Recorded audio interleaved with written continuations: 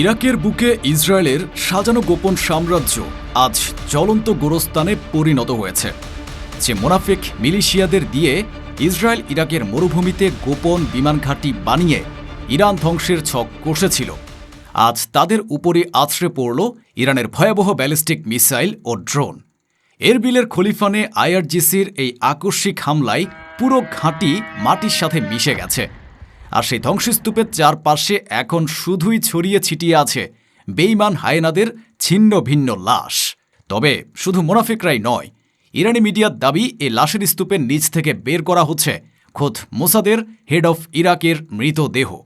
আর এই মৃত্যুর খবর পেয়ে আতঙ্কিত আমেরিকা এরবিলের আকাশে তড়িঘড়ি করে ফাইটার জেট উড়িয়ে প্রমাণ করে দিল ইরানের আজকের এই আঘাতে ইসরায়েল ও আমেরিকার একেবারে কলিজা ছিঁড়ে গেছে। কিন্তু ইরাকের জনশূন্য মরুভূমিতে বেদুইন তাঁবুর ছদ্মবেশে ইসরায়েলি বিমান বাহিনী ঠিক কিভাবে তাদের যুদ্ধ বিমান ওঠানামার এক বিশাল গোপন ঘাঁটি তৈরি করেছিল, মুসলিম হয়েও ইরাকের কোন সেই মোনাফিক মিলিশিয়ারা টাকার লোভে জালিমদের সাথে হাত মিলিয়ে ইসরায়েলকে এই গোপন ঘাঁটি বানাতে সাহায্য করে নিজেদের কবর নিজেরাই খুঁড়ল। আর সবচেয়ে বড় প্রশ্ন, এরবিলে মিসাইল পড়ার সাথে সাথেই কেন আমেরিকা তড়িঘড়ি করে আকাশে হেভি ফাইটার জেট ওড়ালো? ধ্বংসস্তূপের নিচে ইসরায়েলের কোন সেই টপ আঞ্চলিক কমান্ডারের লাশ পড়েছিল, যাকে বাঁচাতে আজ পেন্টাগনও পাগল হয়ে গেছে?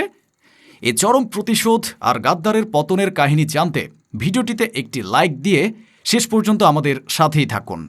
এ শ্বাসরুদ্ধকর কাহিনীর শুরুটা হয়েছিল মধ্যরাতের নিস্তব্ধতায়, যখন ইরাকের এরবিল প্রদেশের খলিফান শহর গভীর ঘুমে আচ্ছন্ন। কিন্তু এই ঘুম ভাঙিয়ে দেয় আকাশ চিরে নেমে আসা এক ভয়ঙ্কর গর্জন। কোনো আগাম সতর্কবার্তা ছাড়াই আইআরজিসি বা ইরানের রেভলিউশনারি গার্ডের ছোড়া একের পর এক ফাতেহ 110 ব্যালিস্টিক মিসাইল এবং শাহেদ 136 সুইসাইড ড্রোন আছড়ে পড়ে খলিফানের উপকণ্ঠে থাকা একটি সুনির্দিষ্ট এবং অতি গোপন সামরিক ঘাঁটিতে। এই ঘাঁটিতে কোনো সাধারণ সামরিক ক্যাম্প ছিল না, এটি ছিল মূলত আমেরিকার পুতুল এবং ইসরায়েলের অর্থে পরিচালিত কিছু মুনাফেক বা গাদ্দার মিলিশিয়াদের হেডকোয়ার্টার। মিসাইলের নিখুঁত এবং ধ্বংসাত্মক আঘাতে কয়েক মিনিটের মধ্যেই পুরো ঘাঁটিটি আক্ষরিক অর্থেই মাটির সাথে মিশে যায়। কংক্রিটের দেয়ালগুলো ধুলোয় পরিণত হয়, আর সেই ধ্বংসস্তূপের চারপাশে ছড়িয়ে ছিটিয়ে থাকা বেঈমান হায়েনাদের ছিন্ন ভিন্ন লাশ, যারা মুসলিম হয়েও টাকার লোভে ফিলিস্তিনিদের হত্যাকারীদের সাথে হাত মিলিয়েছিল, আজ তাদের সেই পাপের প্রায়শ্চিত্ত করতে হলো নিজেদের রক্ত দিয়ে। তবে এই হামলার সবচেয়ে বড় শিকার শুধু ওই মোনাফেক মিলিশিয়ারাই ছিল না। ইরানি মিডিয়া এবং আন্তর্জাতিক গোয়েন্দা সূত্রগুলোর দাবি, ওই রাতে সেই ঘাঁটিতে একটি অত্যন্ত উচ্চ পর্যায়ের গোপন বৈঠক চলছিল। ইরানের নিখুঁত গোয়েন্দা রাডার থেকে এই খবরটি কোনোভাবেই লুকাতে পারেনি যে ওই বৈঠকে উপস্থিত ছিল ইসরায়েলের টপ আঞ্চলিক লিডারশিপের এক শক্তিশালী প্রতিনিধি দল। আর তাদের নেতৃত্ব দিচ্ছিল স্বয়ং মোসাদের হেড অফ ইরাক বা ইরাক অপারেশনের শীর্ষ কমান্ডার। আইআরজিসি ঠিক সেই মুহূর্তটির জন্যই অপেক্ষা করছিল, যখনই নিশ্চিত হওয়া গেছে যে সব হায়নারা এক খাঁচায় বন্দী হয়েছে, তখনই তেহরান থেকে ফায়ার বাটন প্রেস করা হয়। এই নিখুঁত হামলায় ইসরায়েলের সেই টপ কমান্ডার এবং তার পুরো টিম মাটির নিচে চাপা পড়ে কুকুরের মতো মৃত্যুবরণ করেছে।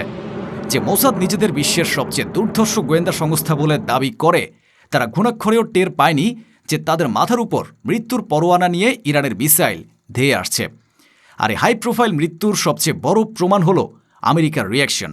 খলিফানে মিসাইল পড়ার সাথে সাথেই এরবিলের আকাশে ইউএসএএফ বা ইউনাইটেড স্টেটস এয়ারফোর্সের হেভি ফাইটার জেটের অস্বাভাবিক ওড়াউড়ি শুরু হয়ে যায়। সাধারণ কোনো মিলিশিয়া মারা গেলে আমেরিকা এত রাতে আকাশে জেট ওড়াতো না, কিন্তু ধ্বংসস্তূপের নিচে যখন তাদের সবচেয়ে আদরের মিত্র ইসরায়েলের টপ কমান্ডারের লাশ পড়ে থাকে, তখন পেন্টাগনও পাগলের মতো আচরণ শুরু করে। এই ফাইটার জেটগুলোর ওড়াউড়ি প্রমাণ করে দেয় যে ইরানের আজকের এই আঘাতে ইসরায়েল এবং আমেরিকার একেবারে কলিজা ছিঁড়ে গেছে। কিন্তু প্রশ্ন হল, আইআরজিসি কেন হঠাৎ করে খলিফানের এই নির্দিষ্ট মিলিশিয়া ঘাঁটিতেই হামলা চালালো? কেন এই মোনাফেকদের উপর ইরানের এত ক্ষোভ? এর উত্তর লুকিয়ে আছে ওপেন সোর্স ইন্টেলিজেন্স বা OSINT বিশেষজ্ঞদের ফাঁস করা একটি চাঞ্চল্যকর রিপোর্টের মধ্যে। এই রিপোর্টটি প্রমাণ করে যে এই মিলিশিয়ারা শুধু আমেরিকার পুতুলই ছিল না, তারা সরাসরি ইসরায়েলকে ইরান ধ্বংসের লজিস্টিক সাপোর্ট দিচ্ছিল।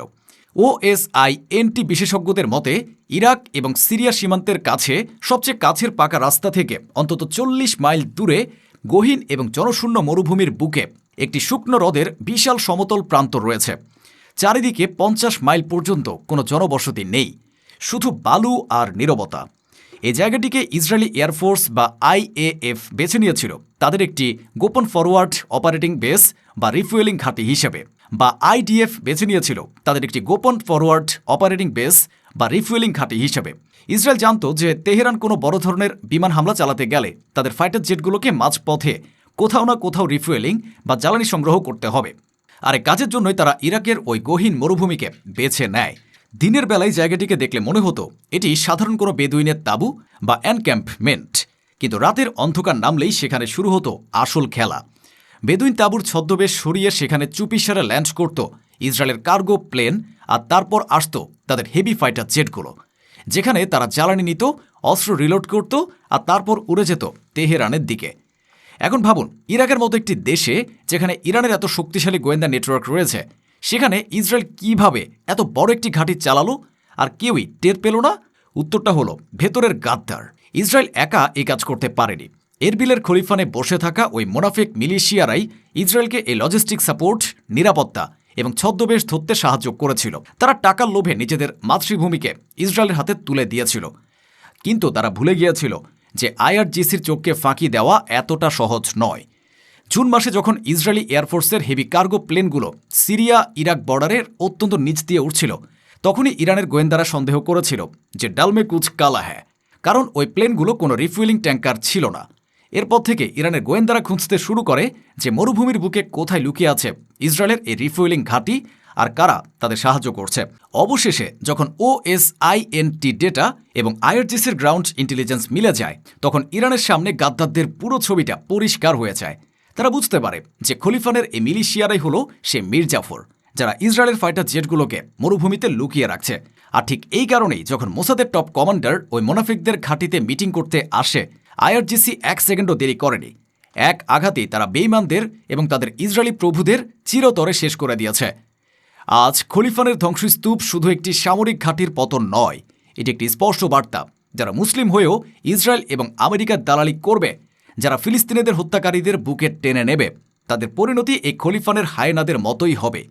ইরানের মিসাইল শুধু ইসরায়েলকেই নয়, তাদের সাহায্যকারী প্রতিটি গাদ্দারকে খুঁজে খুঁজে বের করে ধ্বংস করবে। এখন প্রশ্ন আপনাদের কাছে, ইরাকের মরুভূমিতে ইসরায়েলের এই গোপন ঘাঁটির পতন এবং বেইমান মিলিশিয়াদের সাথে মোসাদের টপ কমান্ডারের এই কুকুরের মতো মৃত্যু নিয়ে আপনারা কি ভাবছেন?